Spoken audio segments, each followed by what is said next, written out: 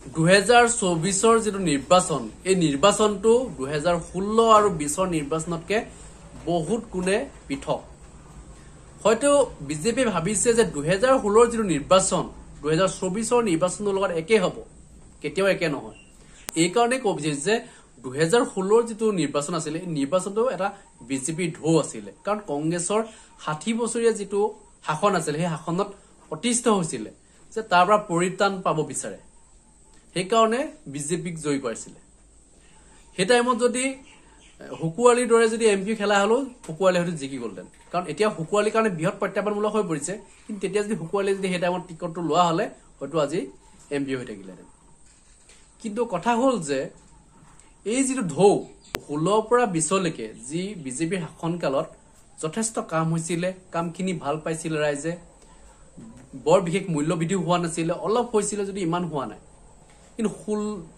কিন্তু 20 পৰা 24 লৈকে এনেকুৱাকে মূল্যবৃদ্ধি হ'ল যদি দোকানলৈ যায় এই বস্তুৰ মূল্য ইমান দাম বাঢ়ি গ'লনে তো আগতেতো ইমানহে আছিল ইমান কিয় বাঢ়িলে সেই তেতিয়া এই মনলৈ আহি যায় যে বিজেপি চৰকাৰ তেতিয়া দোকানীজনে কয় যে বিজেপি চৰকাৰে বঢ়াইছে আমি কি কৰিম তোৰ ইমানটো দাম বঢ়াইছে এতিয়া দাম দিবই লাগিব কাৰণ মোৰ লছ কৰি মই দিব নোৱাৰো যিকোনো সামগ্ৰী আপোনাৰ এটা সামগ্ৰীৰ দাম নবঢ়াকে থকা নাই অল যিমান সামগ্ৰী সবতে টেক্স লগাই দিছে মাত্ৰ পানীকণতহে টেক্স লগা নাই যেন পাওঁ মানে পানীৰ ৰেটটো একেটাই আছে 10 টকা পটলে আমি খাই আছো সকলোতে টেক্স এটা কথা হ'ল যে মানে পানীটো হয়তো মানে এটো পইলেহেঁতেন কাৰণ পানী নেখালটো মানুহ মৰি যাব গতিকে পানীত বৰ বিশেষ বহোৱা নাই কাৰণ যেটো নেকি নহলে মানুহ জীয়াই নাথাকে গতিকে বিজেপি চৰকাৰৰ দিনত যে কিমান মূল্যবৃদ্ধি হ'ল এই মূল্যবৃদ্ধিয়ে কিন্তু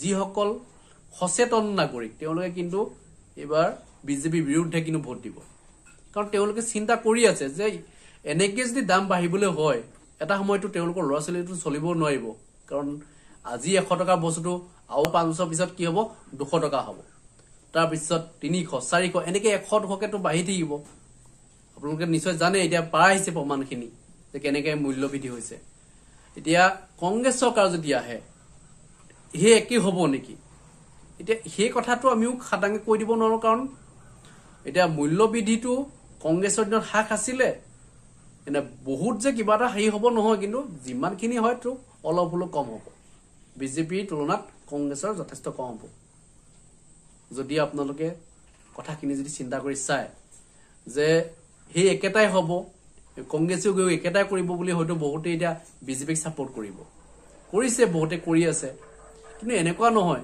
যদি কংগ্ৰেছ শাসন লয় তেতিয়া হলে মূল্যবৃদ্ধি যদি হ্ৰাস নকৰে তেওঁলোকৰটো নেক্সট 5 বছৰত আকৌ সলনি কৰি দিব গতিকে সেইখিনি কথা কংগ্ৰেছেও শিক্ষাটা পাইছে নোপোৱা নহয় যে যেটো এটা কংগ্ৰেছটো আহিবলৈ কাৰণে যথেষ্ট এটা প্ৰত্যাহ্বানমূলক হৈ পৰিছে যে আহিব নাহিব তেওঁলোকো এতিয়া খাটাঙে কৈ দিব নোৱাৰে কাৰণ কিমান আসনত জিকিব এটো কোনো ক'ব নোৱাৰে এটা মোদীয়ে কৈছে যে 400 পাৰ হ'ব বুলি কৈছে এতিয়া 400 পাৰ হয় নে নহয় এটোটো কোনো নাজানে এটা কংগ্ৰেছে কৈ আছে যে 400 কেতিয়াও নাপায় হয়তো কংগ্ৰেছে কৈ আছে 240 মান থাকি যাব বুলি কৈছে এটা 240 মান যদি থাকে তেতিয়া হলে তো কংগ্ৰেছ জয়ী হোৱাটো প্ৰায় নিশ্চিত হৈ পৰিছে গতিকে সেই কাৰণে মই ক'ব বিচাৰিছো যে কংগ্ৰেছ চৰকাৰৰ দিনত যিখিনি কাম হোৱা নাছিলে বিজেপি কৰিছিলে কিন্তু যেতিয়াই বিজেপিয়ে 10 বছৰ শাসন কৰিলে জানিলে যে এই যিখিনি একেবাৰে সৰ্বসাধাৰণ জনতা তেওঁলোকেতো নাজানে মূল্যবৃদ্ধি হলেও নহলেও এওঁলোকে ভোট দিব বুলি বিজেপি এটা গম পাই গ'ল কাৰণ 5 বছৰ যেটো শাসনত আছিল সেই শাসনতে গম পাই গ'ল যে মূল্যবৃদ্ধি হলেও বৰ বিশেষ প্ৰতিবাদ নকৰে যেতিয়া 10 বছৰ এটা হৈ গ'ল 10 বছৰ ভাবচোন বহুত বিশেষ এটা প্ৰতিবাদ হ'বলৈ দিয়া নাই যেটা আপোনালোকে জানে মুখ্যমন্ত্ৰী হিমন্ত বিশ্ব শৰ্মাৰ দিনত প্ৰতিবাদ কৰিলে যদি জেলত ভৰাই দিয়ে এটা মূল্যবৃদ্ধিক লৈ আপুনি বকে চিঞৰি থাকিব নোৱাৰে এটো আপোনাক হয়তো জেলতো ভৰাই দিব পাৰে এনেকুৱাকেটো কাহিনী ঢেৰ আছে ফেসবুকত কবিতা এটা লিখিলেও যদি জেলত যাবলগীয়া হয় কিবা এটা কৰিলেও যদি জেলত যাবলগীয়া হয় তেতিয়া হলে আৰু মানুহ কেনেকে কি কৰি খাব মানে তেওঁলোক কিছুমানে সোশ্যাল মিডিয়া যোগেদি কথা কৈ মেলি চলি আছে দুটা পইচা ইনকাম কৰিছে ফেসবুকতে হওক বা ইউটিউবতে হওক বা অন্যান্য প্ল্যাটফৰ্মতে হওক তেওঁলোকে ইনকাম কৰিছে কিন্তু সেইখিনি যিখিনি বিজেপিৰ ভুল সেই ভুলখিনি আঙুলিয়ে দিবলৈ যাওঁতে যেতিয়া তাক ধৰি নি যেতিয়া জেলত ভৰাই দিয়া যায় তেতিয়া হলে আৰু হি আকৌ নেক্সট কবল যাব নে বাৰু কেতিয়াও ক'ব নাযায়, কাৰণ জেলত থকা মানে কেনেকুৱা আৰু সেইটো শাস্তি কোনেও ল'ব নিবিচাৰে। গতিকে বহুতেই নোকোৱাকৈ থাকে। তেওঁলোকে ভাবিছে যে আমি কোৱাতকৈ যে ভোটৰ যোগেদি আমি মানে এইটো সলনি কৰি দিম, কাৰণ কৈ লাভ নাই। আমি আপোনালোকে বিজেপিক যিমান গালি পাৰি যিমান যি কৰি একো কৰিব নোৱাৰে। এটাই উপায় আছে, সেইটো হৈছে ভোটটো। ভোটৰ টাইমতে আপুনি ৰজা, ভোট দিয়াৰ পিছত আপুনি ৰজা নহয় প্ৰজা হৈ যাব। কাৰণ আপোনালোকে জানেই যে ভোটটো পিছৰ টাইমৰ পৰা হাতে ভৰি ধৰি আছে, আপোনাক ধৰি আছে হাতে ভৰিয়ে।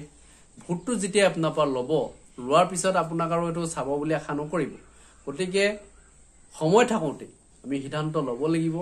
যিখিনি আমি পাই আহিছোঁ, যিখিনি আমি এতিয়াও ভোগ কৰি আছোঁ, এই যিখিনি ভোগ কৰিছোঁ অলৰেডি সেইখিনি কৰিলোঁ আৰু যাতে আমি ভোগ কৰিবলগীয়া নহয়, তাৰ কাৰণে আমি যিখিনি সিদ্ধান্ত ল'ব লাগে সেইখিনি ৰাইজে লৈছে। এতিয়া কোকৰাঝাৰবাসীয়ে, গুৱাহাটীবাসীয়ে আৰু ধুবুৰী বৰপেটাবাসীয়ে কি সিদ্ধান্ত গ্ৰহণ কৰে এইটো লক্ষণীয় হ'ব।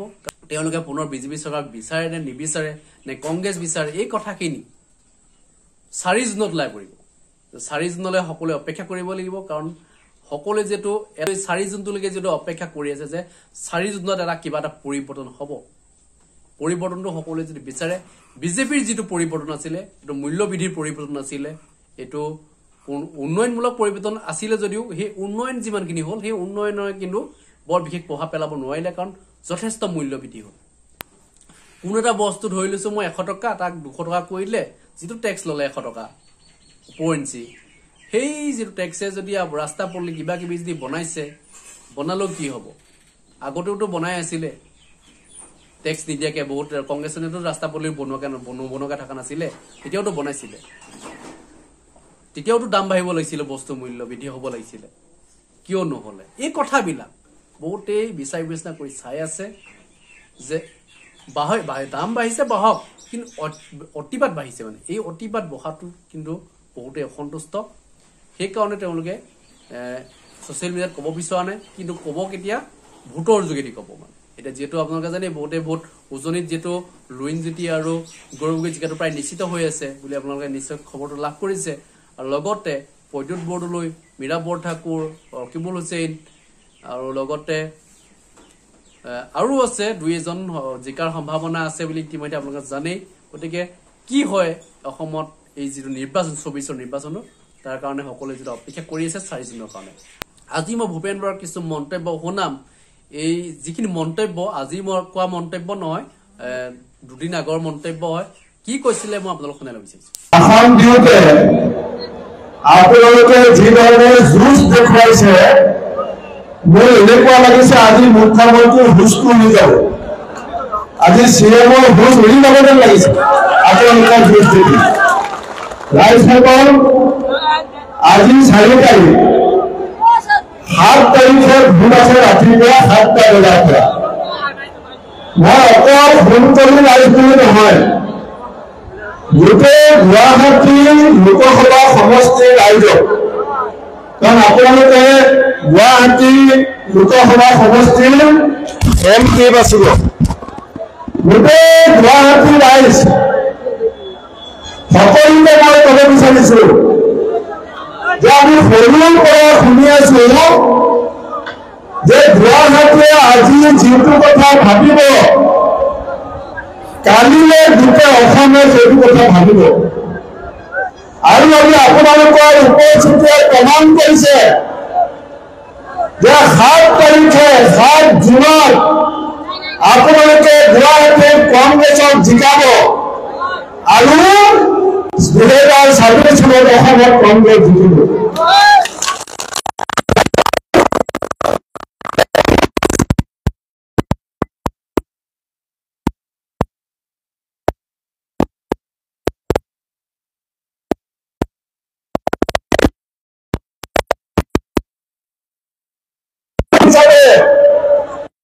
অধিকাৰ, আমাৰ দাবী, আমাৰ সমস্যা, আমাৰ চিন্তাবিলাকৰ সমাধানৰ কাৰণে এটা নিৰ্ণায়ক সিদ্ধান্ত হিচাপে আমি আমাৰ ভোটটো দিব লাগিব। আমি 7 তাৰিখে গোটেই বিজেপিৰ নেতাসকলক বুজাব লাগিব যে ইমান যে মূল্য বৃদ্ধি হৈছে, এই মূল্য বৃদ্ধি আমি সহ্য কৰিম নে নকৰোঁ? মূল্য বৃদ্ধিৰ সপক্ষে আমি থাকিম নে মূল্য বৃদ্ধিৰ বিপক্ষে থাকিম? আজি বিজেপিৰ যিটো দাদাগিৰি, বিজেপিৰ দাদাগিৰি কেনেকুৱা হৈছে? বৰাকভূমিত বিজেপিৰ MLA কৈছে যে যদি বিজেপিক ভোট নিদিয়ে আমাৰ মানুহৰ বোলে ঘৰ ভাঙি দিব, কৈছে নে নাই? আৰু মৰিগাঁৱৰ বিজেপিৰ MLA কৈছে যে বিজেপিক যদি ভোট নিদিয়ে আমাৰ বোলে কাম জাপি দিব, কৈছে নে নাই? সেইকাৰণে মই আজি আপোনালোকক কওঁ, 7 তাৰিখে ইমান বেছিকে কংগ্ৰেছৰ মীৰা বৰঠাকুৰক ভোট দিব যাতে আবেলি সময়ত ৰাজত মুখ্যমন্ত্ৰীৰ নাকটো কাটি যায়। আমি কটাৰী লৈ কাৰো কাম কাটিবলৈ যাব নালাগে, আমি ঢোল বজাই লৈ কাৰো ঘৰ ভাঙিবলৈ যাব নালাগে। এনেকুৱাকে কংগ্ৰেছক গুৱাহাটীৰ মানুহে ভোট দিয়ক, এই দাদাগিৰি কৰি থকা হিমন্ত বিশ্ব শৰ্মাৰ নাকটো মাজত যাতে কাটি যায়।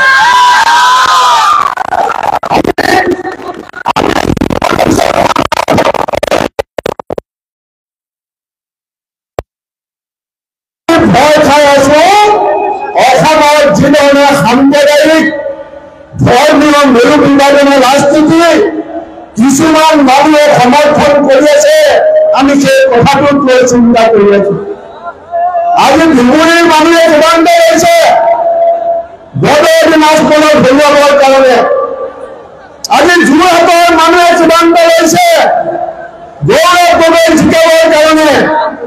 এই যুঁজ মীৰা বৰঠাকুৰ কংগ্ৰেছৰ যুঁজ নহয়।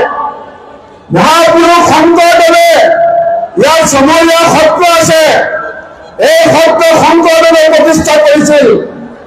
মহাপুৰুষ শংকৰদেৱে আমাক যিটো ৰাস্তা দেখুৱাইছিল, আজান ফকীৰে আমাক যিটো ৰাস্তা দেখুৱাইছিল, আজি বিজেপিৰ পদুম ফুলৰ থোপা দেৰি মাটিৰ পৰা উঠাব নোৱাৰো। নিউজ 5 চেনেলৰ মালিকনী টিভিত মূল কথা কয় যে ভূপেন বৰাই ন্যায়ৰ কাৰণে চূড়া ফালিছিলে। ৰাইজসকল, গৰুখুটিত মই চূড়া ফালিছিলো, কিয় ফালিছিলো? এজন মুছলমান ল'ৰাক যেতিয়া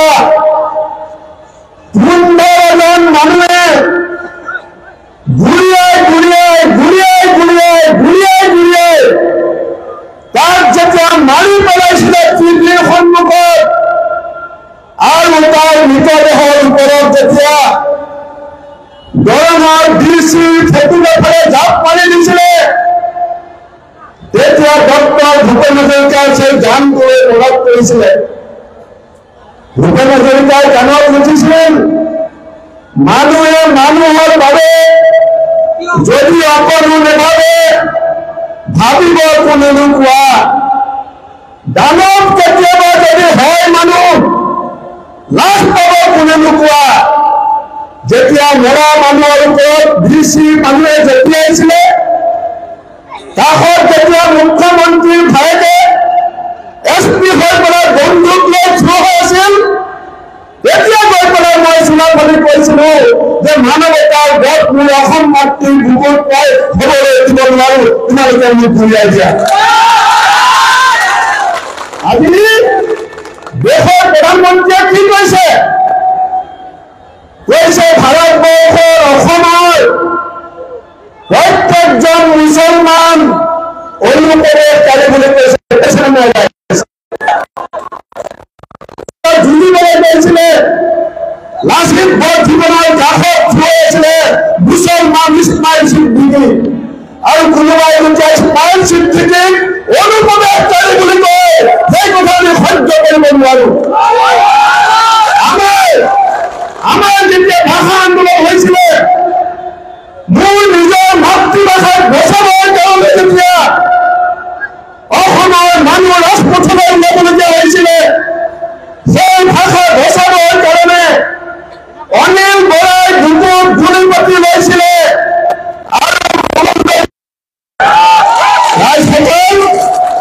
আন্দোলনৰ সময়ত কি হ'ল? আন্দোলনৰ সময়ত চান ষ্টাফৰ দীপাঞ্জন দাস, দ্বিজেন্দ্ৰ পাণ্ডি, ঈশ্বৰ নায়ক, আব্দুল আলিমক ৰাজপথত গুলীয়াই হত্যা কৰা হৈছিলে। 7 তাৰিখে সেইসকল শ্বহীদক আমি বেলেগ বাকচৰ ভূটান টুপি হাতৰ চীনত ভোট দি আমাৰ শ্ৰদ্ধাঞ্জলি জ্ঞাপন কৰিব লাগিব। আই মাতৃয়ে বহু মহিলা আহিছে। আই মাতৃসকলক মই এষাৰ কথা কৈ যাম। আমাৰ গৌৰৱদেৱে অৰুণোদয়ৰ কথা ক'লে, বাদ দিয়ক অৰুণোদয়। মই কৈছো বাদ দিয়ক অৰুণোদয়। আমি কংগ্ৰেছৰ যিবিলাক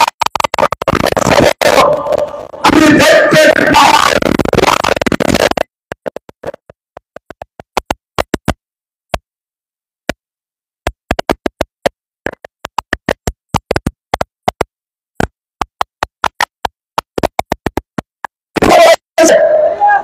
কংগ্ৰেছক ক্ষমতা দিয়ক, আমি 200 ইউনিট বিজুলী বাতি আপোনালোকক ফ্ৰীকে দিম। এই কথা মই অসমৰ অকল সুন্দৰী কোৱা নাই, মই অসমৰ প্ৰত্যেকজন মানুহক কৈছো, গুৱাহাটীৰ প্ৰত্যেকজন মানুহক কৈছো, কংগ্ৰেছ দলে কেৱল বিজেপিৰ বিৰুদ্ধে নাই, অসমৰ মানুহৰ স্বাৰ্থত, অসমৰ জাতীয় স্বাৰ্থত, কৃষক বনুৱা শ্ৰমিকৰ স্বাৰ্থত আমি এই 7 তাৰিখৰ নিৰ্বাচনত, গুৱাহাটীৰ নিৰ্বাচনত আমি অসমৰ জাতীয় স্বাৰ্থৰ দ্বিতীয় মহাসংগ্ৰাম হিচাপে আমি গণ্য কৰিছো। গুৱাহাটীৰ মানুহে সুন্দৰীৰ মানুহৰ লগত হাতত হাত মিলাই, কান্ধত কান্ধ মিলাই আমি এই কথা প্ৰমাণ কৰিব লাগিব যে হিমন্ত বিশ্ব শৰ্মা বিজেপিৰ দাদাগিৰিক আমি ভয় নাখাওঁ বুলি। আৰু ভাবা হৈছে চূড়ান্ত হোৱাৰ কিমান অন্যায় হ'ল আমাৰ ওপৰত। বসুন্ধৰা হোৱা নাহিলে, বসুন্ধৰা হোৱা নাহিল, এটা পৰিয়ালে, এটা মুছলমান পৰিয়ালে কিবা মাটিৰ কাগজ নাপালে। যিসকলে পাইছে আমি বেয়া পোৱা নাই। কালি বিজেপিয়ে কৈছে ন্যায় ভোট লাগে বুলি। ইলেকশ্যনৰ আগত হিন্দু মুছলমান যেতিয়া উজনি অসমত বিজেপি উৎখাত হৈ গ'ল, যেতিয়া মধ্য অসমত বিজেপি শেষ, বৰাক ভেলীত বিজেপি শেষ, পাহাৰত বিজেপি শেষ, উজনি অসমত বিজেপি শেষ, এতিয়া আহি পেলাই মুখ্যমন্ত্ৰী কৰিবলৈ আৰম্ভ কৰিছে।